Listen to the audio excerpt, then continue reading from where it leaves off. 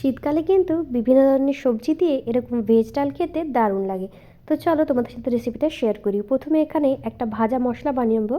তার জন্য গোটা জিরেটাকে আর শুকনো লঙ্কাটাকে ভালোভাবে শুকনো কলায় ভেজে একটু গুঁড়ো গুঁড়ো করে সাইডে রেখে দেবো। এরপরে কড়াই দিয়ে দিয়েছি অনেকটা পরিমাণে সর্ষের তেল, আর দিয়ে দিয়েছি গোটা জিরে ফোড়ন। ফোড়নটা ভালোভাবে ভাজা হয়ে গেলে এটার মধ্যে অ্যাড করে দেবো গোটা গরম মশলা। সমস্ত কিছু ভালোভাবে একটু ভাজা হয়ে গেলে এটার মধ্যে কেটে রাখা সবজিগুলো দিয়ে দেবো। আমি এখানে গাজর, বিনস, মটরশুঁটি, ফুলকপি, টমেটো আর একটু আদা কুচি দিয়েছি। ভালোভাবে সবজিগুলোকে অল্প একটু নুন ছড়িয়ে দেবো, ঢেকে ঢেকে কিছুক্ষণ সেদ্ধ হতে দেবো। নুন দিলে সবজিগুলো খুব তাড়াতাড়ি গলে যাবে। আর অল্প একটু হলুদ অ্যাড করেছি। কম আঁচে ভালোভাবে ঢেকে ঢেকে সবজিগুলো যতক্ষণ পর্যন্ত সেদ্ধ না হচ্ছে একটু নাড়িয়ে চাড়িয়ে নেব।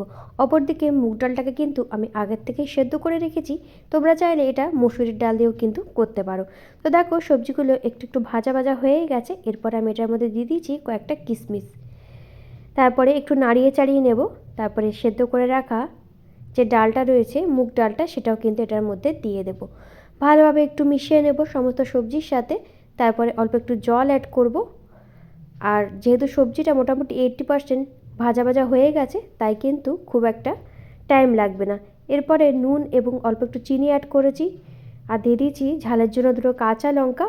আর নামাবার আগে দিয়েছি গোলমরিচ গুঁড়ো, অল্প একটু ঘি, আর আমরা যে ভাজা মশলাটা করে রেখেছিলাম সেটাও কিন্তু এটার মধ্যে দিয়ে দেবো। তো ব্যাস, খুব সহজে আমাদের ভেজ ডাল কিন্তু রেডি হয়ে গেল। যে কোনো ভাজা খেতে কিন্তু জাস্ট দুর্দান্ত লাগবে। তোমরা বাড়িতে বানিয়ে কিন্তু অবশ্যই ট্রাই করো। কেমন লাগলো আজকের রেসিপিটা জানাতে ভুলো না। লাইক, কমেন্ট, শেয়ার করে সঙ্গে থেকো। টাটা।